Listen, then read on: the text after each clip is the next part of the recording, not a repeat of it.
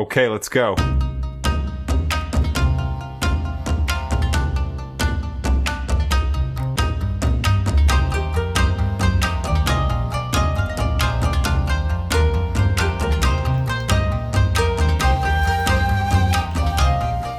back. I'm in Tokyo, and today is a rest day. I don't have any shows today. I don't have rehearsal today. And so I'm going to explore the fashion scene in Tokyo finally. I'm so excited. I love fashion and I love Japanese fashion, and I have a whole day now to go explore. I'm gonna go to Harajuku, and I know that there's a lot of shopping there. I did go to Shimokitazawa the other day, and I do like the vintage stuff there. I found some really cool pieces. I found some really cool stores. There were a lot of stores that, I mean, when you think of vintage, and when I think of vintage, I want to find some like cool, unique pieces, but there are just a lot of vintage t-shirts as well. Every country I've been to, actually, if you go into a vintage shop like that with the vintage t-shirts, vintage sportswear, vintage jumpers, sweaters, things like that, I do find them very similar. I know they're not all similar. Obviously, I'm in Japan and I'm gonna find some cool vintage Japanese t-shirts that you can't find anywhere. But there are a lot of pieces that come from America or come from England.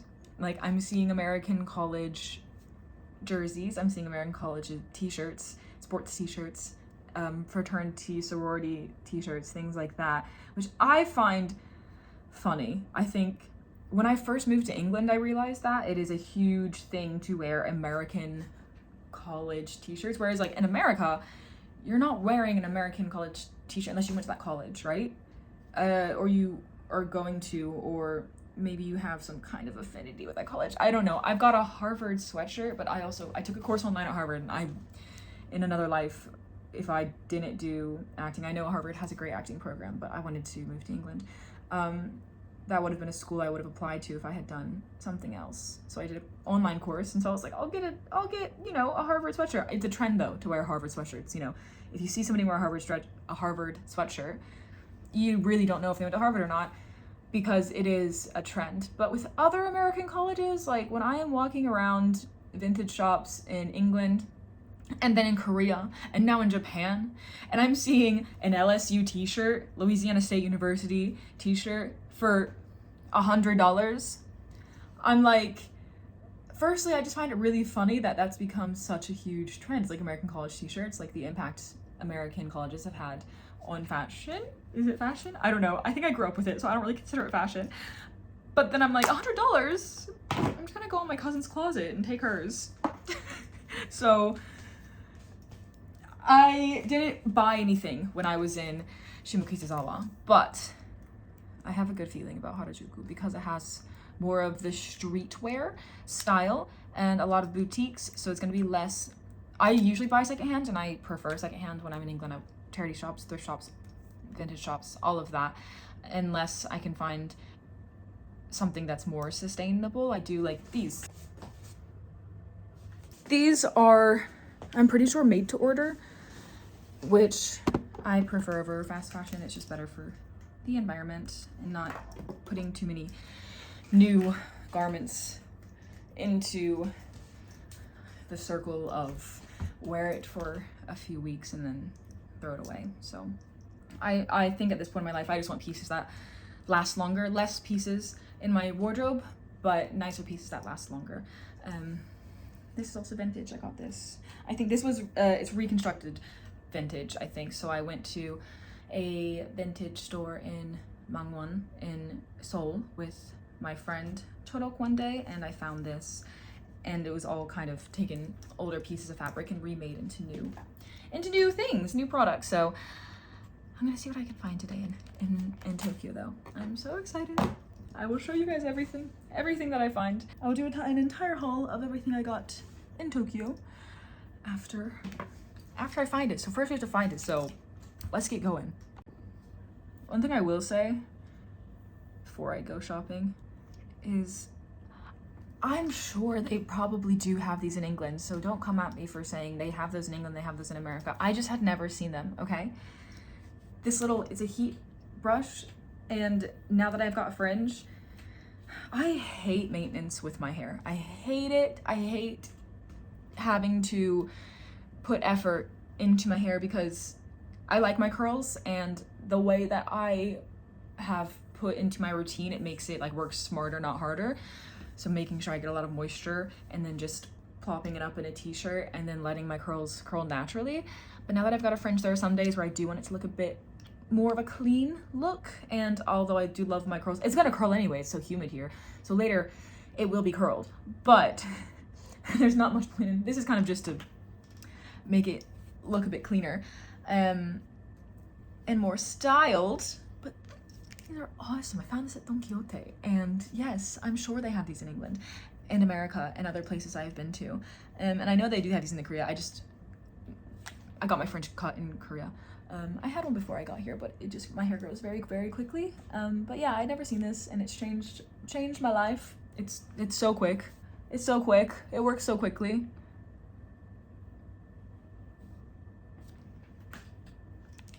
Let's go.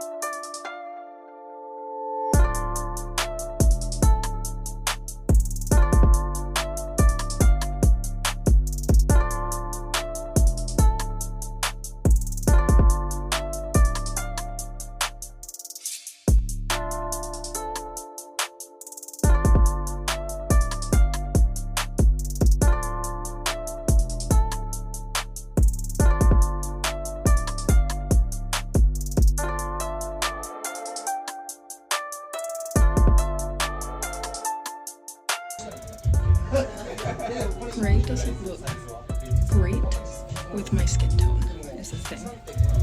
I can't wear much gray. This is fine, it's got some blue undertones, but gray makes me look a bit washed out. If it's near my face, like these are fine. Maybe. I don't know if it's just because I had something on my ears to get the bloating out, but it does make my jaw look snatched.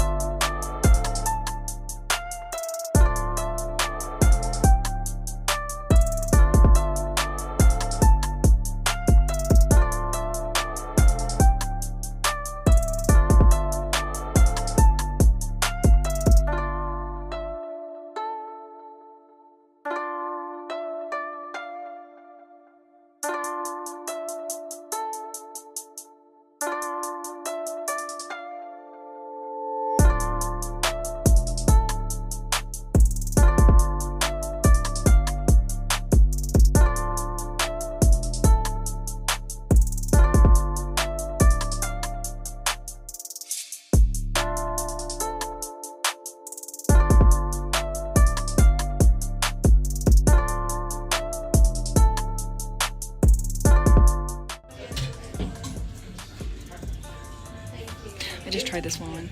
It's really cute. It's Vivienne Westwood, less than $100. The shape is just a bit weird. It doesn't fit my shape very well, I don't think.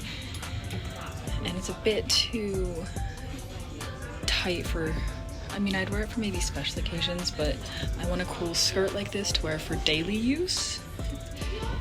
And this is a bit too of a, it's not even a pencil skirt. I don't even know how to explain it.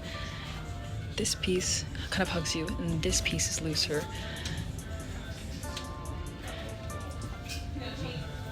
I don't know.